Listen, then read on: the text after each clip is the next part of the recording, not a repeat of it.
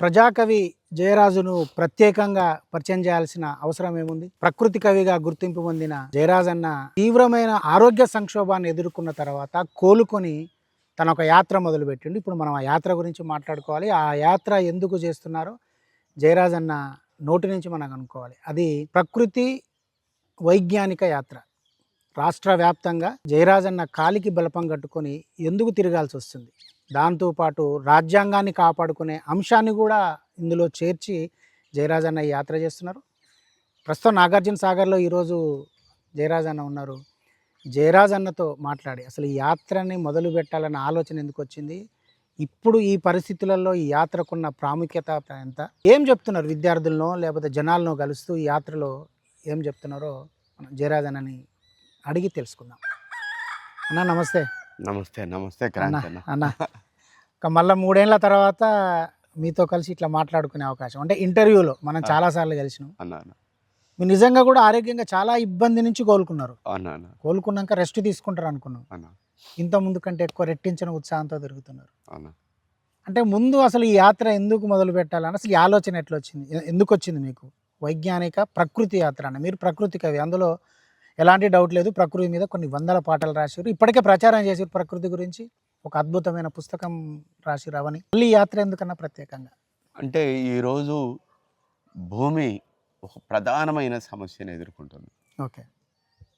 విశ్వంలో ఎన్ని గ్రహాలు ఉన్నా కానీ ఏ గ్రహం మీద కూడా మనం నిలకడగా నిలబడటం కానీ జీవించే అవకాశాలు లేవు. ఓకే. ఈ ఒక్క గ్రహం మీదనే మనకు స్పేస్ అనేది దొరికింది. ఈ స్పేస్ ఏదైతుందో ఇది నాశనం అయిపోతుంది, రోజు రోజుకు అంతరించిపోతుంది. ఈ భూమి మీద నిలబడటానికి ప్రధానమైన కారణం ఈ భూమికి ఓజోను పొర ఏర్పడటం అనేది. అది చాలా సెన్సిటివ్. ఈ భూమికి అమ్మతనం ఉండటానికి కూడా ఈ ఓజోను పొరే కారణం. ఈ ఓజోను పొరను ఎన్ని రోజులుగా కాపాడిన మహనీయులు ఎవరైనా ఉండరా అంటే అది గిరిజనులు. ఓకే కదా. ఇప్పుడు మూలవాసులు ఇప్పుడు ఆ మూలవాసుల అంతరాత్మని దెబ్బకొడుతున్నారు, అడవిని దెబ్బకొడుతున్నారు. ఖనిజాల కోసం కార్పొరేట్ కంపెనీలు పెద్ద ఎత్తున అడవుల్ని నాశనం చేస్తున్నాయి. అరే మన కళ్ళ ముందే విధ్వంసం ఇంత జరుగుతుంటే, మన తల్లిని ఇలా చెరబడుతుంటే ఈ ప్రజలకు ఈ తల్లి గురించి చెప్పాలి, ఈ తల్లి గురించి అవేర్నెస్ తీసుకురావాలి కదా. ఇక్కడ కళ్ళు ఇచ్చి, అక్కడ అద్భుతమైన కొండలు ఇచ్చి, ఇక్కడ చెవులు ఇచ్చి, అక్కడ సప్తస్వరాలు ఇచ్చి, ఇక్కడ ముక్కిచ్చి, అక్కడ సువాసన ఇచ్చి, అక్కడ ఆకలి ఇచ్చి, అక్కడ పండ్లు ఇచ్చి, నువ్వు వదిలిన మృతగాలిని తను పీల్చుకొని తను అమృతం లాంటి ఆక్సిజన్ మనకి ఇస్తుంటే, ఇప్పుడు ఆక్సిజన్ తగ్గిపోతే ఢిల్లీ లాంటి పరిస్థితులు రేపు తెలంగాణకు వస్తాయి, ఆంధ్రప్రదేశ్కి వస్తాయి, దేశంలో అన్ని ప్రాంతాలకు వస్తాయి కదా. కాబట్టి ఇలాంటి ప్రమాదకరమైన పరిస్థితిని పసిగట్టాము కాబట్టి ఈ ప్రకృతిని కాపాడుకోవటానికి యాత్ర కొనసాగిస్తున్నాం. అలాగని మేము సైన్స్కి వ్యతిరేకమా? కాదు. కానీ మూఢనమ్మకాల పేరుతోటి ఎన్నడూ లేని విధంగా ఈ సైన్స్ను వాడుకుంటూ కులాల పేరుతోటి, మతాల పేరుతోటి, ప్రాంతాల పేరుతోటి ఎక్కడికక్కడ మనుషుల్ని రెచ్చగొట్టి మనుషుల మధ్య ఉండవలసిన సౌభ్రాతృత్వాన్ని దెబ్బతీశారు.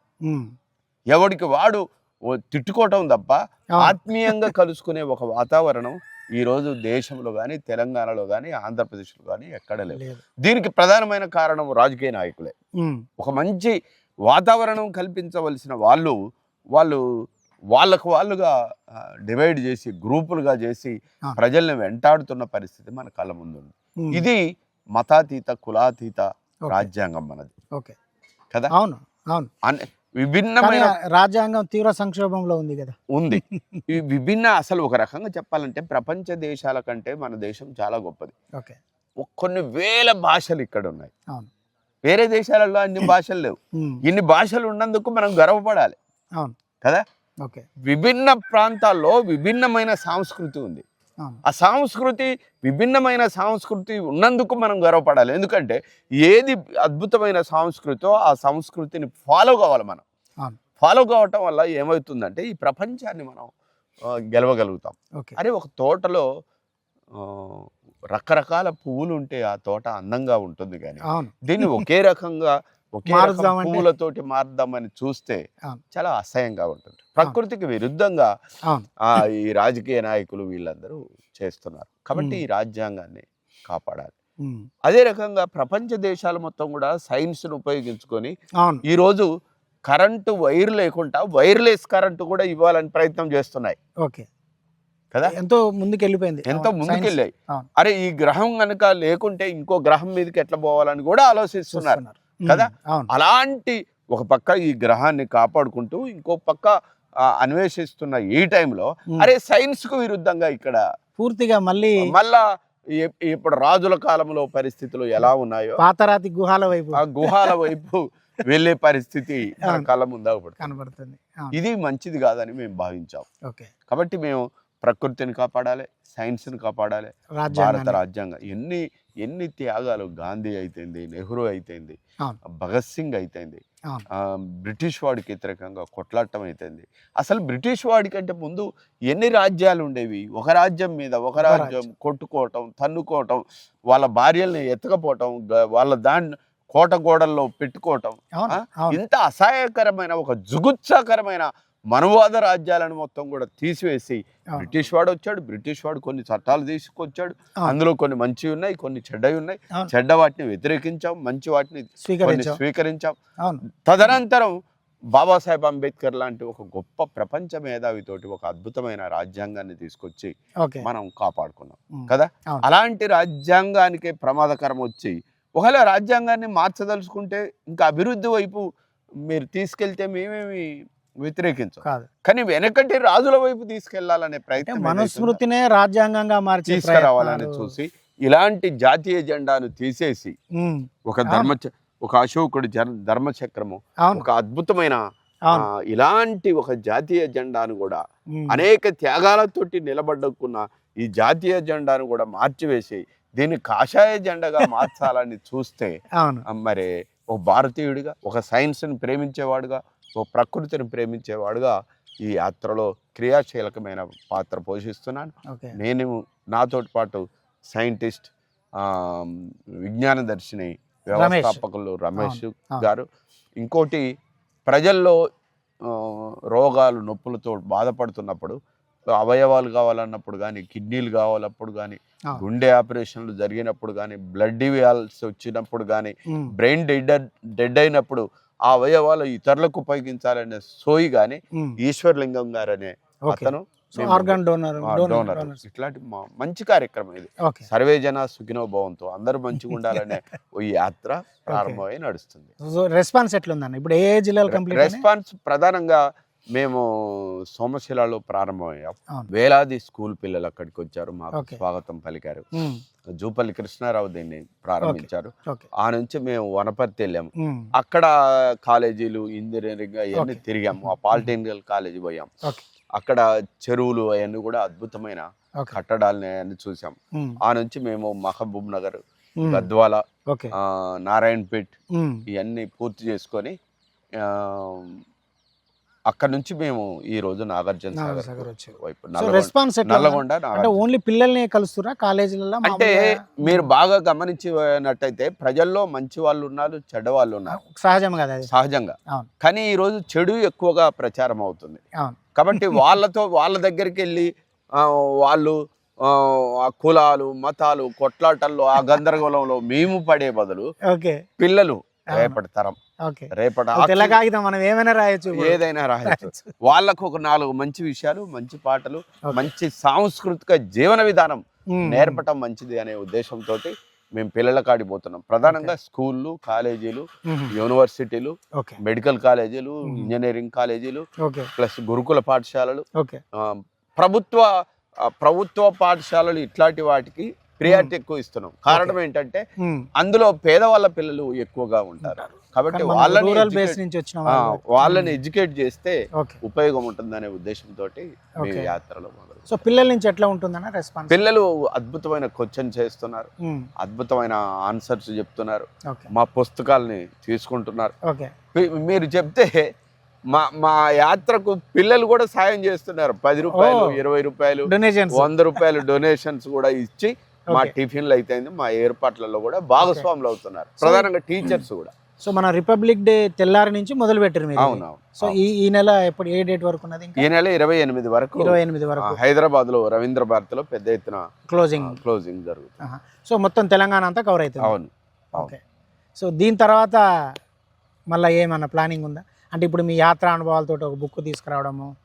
ఖచ్చితంగా ఈ యాత్ర పిల్లలు అడిగిన ప్రశ్నలు, వాటికి జవాబులు, వాళ్ళ చైతన్యం, వాళ్ళ స్థాయి, మేము రావటానికి ముందున్న పరిస్థితి, మేము వచ్చిన తర్వాత ఉన్న పరిస్థితి, దీన్ని అవలోకనం చేసుకుంటూ ఒక పుస్తకం తీసుకురావాలని అయితే నా మనసులో ఉంది ప్రధానంగా. ఆ ఫోటోగ్రఫీ, ఆ పిల్లలు పాల్గొనే అన్ని కూడా రేపటి అన్ని స్కూల్ పిల్లలు వీళ్ళందరూ కూడా తీసుకుంటారు కదా. అవును. కాబట్టి అవి మేము చేస్తాం. నేచరిస్ట్, ఒక ప్రకృతి ప్రేమికుడు, అంబేద్కరిస్టుగా, బౌద్ధిస్టుగా ఎట్లా మార్క్సిస్టుగా ఎట్లా మారారు? ఫస్ట్ ప్రకృతి తర్వాతనే మార్క్స్ కదా.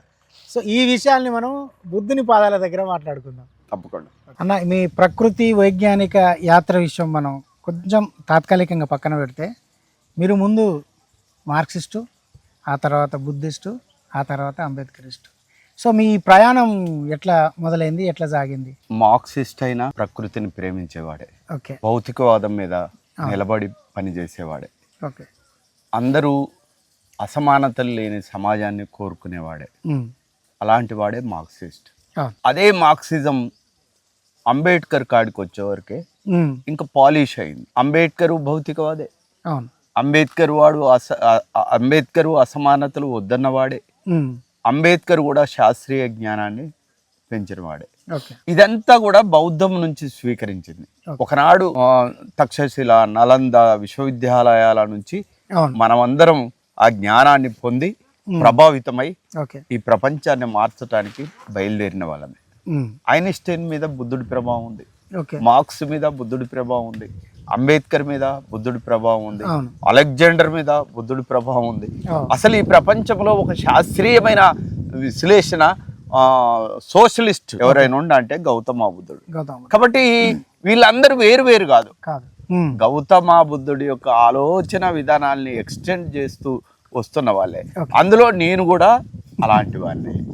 మార్క్సిజం అనేది ఏదైతుందో ప్రకృతి గొప్ప కమ్యూనిస్టు, గాలి, నీరు, వెలుగు, వెన్నెల అందరికీ సమానంగా ఇచ్చింది. దానికి అంతరాయం కలిగినప్పుడు తిరుగుబాటు వస్తుంది. ఆ తిరుగుబాటును ప్రకృతి ప్రేమిస్తుంది, ఆ తిరుగుబాటును మార్క్సిజం ప్రేరేపిస్తుంది.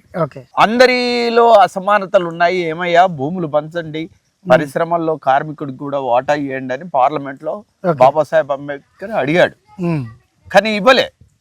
అరే స్వాతంత్రం ముందు ఎలాంటి పరిస్థితులు ఉన్నాయో స్వాతంత్రం తర్వాత కూడా అలాంటి పరిస్థితులు ఉన్నాయి. కాబట్టి ఈ అసమానతలను తగ్గించాలంటే వీళ్ళను కొంచెం చేయూతనివ్వాలనే ఒక యాక్సెప్ట్ ఏదైతుందో అది బాబాసాహెబ్ అంబేద్కర్ తీసుకొచ్చాడు. అదే రకంగా ఇదే బుద్ధిజం, ఇదే మార్క్సిజం, ఇదే అంబేద్కరిజం, ఇదే ప్రకృతి సిద్ధాంతం. నేను దీని తాత్విక పునాదిని తెలుసుకోగలిగాను. అందుకనే ప్రకృతి వైజ్ఞానిక యాత్రలో క్రియాశీలకమైన పాత్ర పోషిస్తున్నాం. సో అందుకనే మార్క్సిస్టు, అంబేద్కరిస్ట్ అయ్యిండు, బుద్ధిస్ట్ అయ్యిండు, ఇప్పుడు నేచరిస్ట్ గా ఉన్నాడు.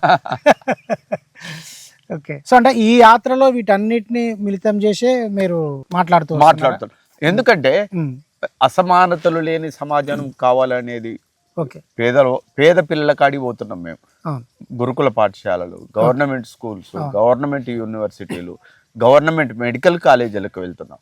కొన్ని వందల సంవత్సరాలు విద్యకు దూరంగా చేయబడ్డ ఈ బిడ్డల కాడికి వెళ్ళి వాళ్లకు ఆ విద్య యొక్క ఔన్నత్యాన్ని మేము చెప్పి పనిచేస్తున్నాం. సో అంటే ప్రత్యేకంగా ఇప్పుడు మీరు పెట్టింది ప్రకృతి వైజ్ఞానిక యాత్ర, ఓకే, అంతవరకు. రాజ్యాంగం గురించి కూడా ఎందుకు ప్రత్యేక? రాజ్యాంగం గురించి ఎందుకంటే బాబాసాహెబ్ అంబేద్కర్ ప్రపంచంలో ఉన్న అన్ని అత్యున్నతమైన చదువు చదివిన మహానుభావుడు. ఆయన ఈ ప్రపంచాన్ని ముందు పెట్టుకొని ఈ దేశానికి ఎలాంటి రాజ్యాంగం కావాలి అని ఆయన తప్పించి వేలాది మంది మేధావులతోటి తర్కించిన తర్వాత మాకు మేము రాసుకున్న ఒక అద్భుతమైన గ్రంథం ఇది కదా. ఈ గ్రంథం ద్వారా ఒక మామూలు మనిషి ఒక దేశానికి రాష్ట్రపతి కాగలుగుతున్నాడు, దేశానికి ప్రధానమంత్రి కూడా కాగలుగుతున్నాడు కదా. ప్రతి వాళ్లకు ఓటు హక్కు అనేది వచ్చింది, ప్రతి వాళ్లకు 8 గంటల పని విధానం అనేది వచ్చింది, ఆడవాళ్ళని సమానంగా చూసే దృక్పథం వచ్చింది. ఇలాంటి అన్ని కూడా ఇంతకు ముందు ఉన్నాయా? లేవు. రాజుల కాలంలో ఉందా? లేదు. రాజుల కాలంలో 9 సంవత్సరాల పిల్లకు 90 సంవత్సరాల వాడిని పెళ్లి చేసేవాళ్ళు. చేస్తే వాడు చచ్చిపోతే ఈ అమ్మాయిని తగలబెట్టేవారు, అవును బాల్య వివాహాలు చేసేవాళ్ళు, గంగా నదిలో పుట్టిన ఆడపిల్లను వేసేవాళ్ళు కదా. ఇలాంటి దుర్మార్గమైన వ్యవస్థ నుంచి బ్రిటిష్ వాడు కొన్ని చట్టాలు తీసుకొచ్చి కొంత కాపాడాడు అవును కదా. బ్రిటిష్ వాడు కూడా వెళ్ళిపోయిన తర్వాత ఈ ఈ ఈ- ఈ దేశాన్ని ఒక అత్యున్నతమైన దేశంగా తీర్చిదిద్దేందుకు జవహర్ లాల్ నెహ్రూ అయితేంది, గాంధీ అయితేంది, బాబాసాహెబ్ అంబేద్కర్ అయితేంది, వీళ్ళందరూ పనిచేసి ఒక రాజ్యాంగాన్ని తీసుకొచ్చారు. Okay. ఆ రాజ్యాంగాన్ని ఈ రోజు ఒక్కొక్క పేజీని తీసివేస్తున్నారు, చింపివేస్తున్నారు. చింపివేస్తున్నారు. అంటే ఇప్పుడు ప్రమాదంలో ఉంది రాజ్యాంగం అన్నది. రాజ్యాంగం ఈ దేశంలో ప్రమాదంలో ఉంది. అసలు ఈ దేశమే ప్రమాదంలో ఉంది. దేశం పేరు కూడా మార్చాలని ప్రయత్నం చేస్తున్నారు. ఇవాళ జాతీయ జెండాకే ప్రమాదం వచ్చింది. ఇవాళ జాతీయ జెండాను కూడా, అవును ఈ జాతీయ జెండాను కూడా ఈ దేశ పాలకులు కాళ్ళ బూట్లు దూడ్చుకునే పరిస్థితికి తీసుకొచ్చారు. ఈ జాతీయ జెండాను కూడా తీసివేసి వాళ్ళ జెండాను తీసుకురావాలని ప్రయత్నం చేస్తున్నారు. ఈ దేశము అత్యున్నతమైన దేశం కదా, ఎన్నో త్యాగాలతో నిర్మించబడిన దేశం కదా. ఈ జెండా అంటే ఈ దేశం యొక్క ప్రతి పౌరుడు యొక్క గుండె తర్పణం కదా.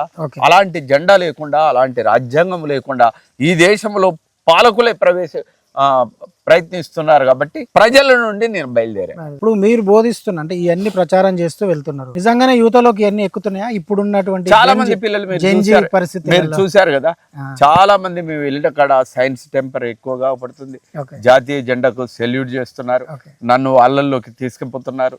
రాజ్యాంగం యొక్క హక్కులు అడిగినప్పుడు పిల్లలు అద్భుతంగా చెప్పగలుగుతున్నారు. మూఢనమ్మకాలకు వ్యతిరేకంగా ఓ శాస్త్రీయ దృక్పథాన్ని కలిగి వాళ్ళు పనిచేస్తున్నారు.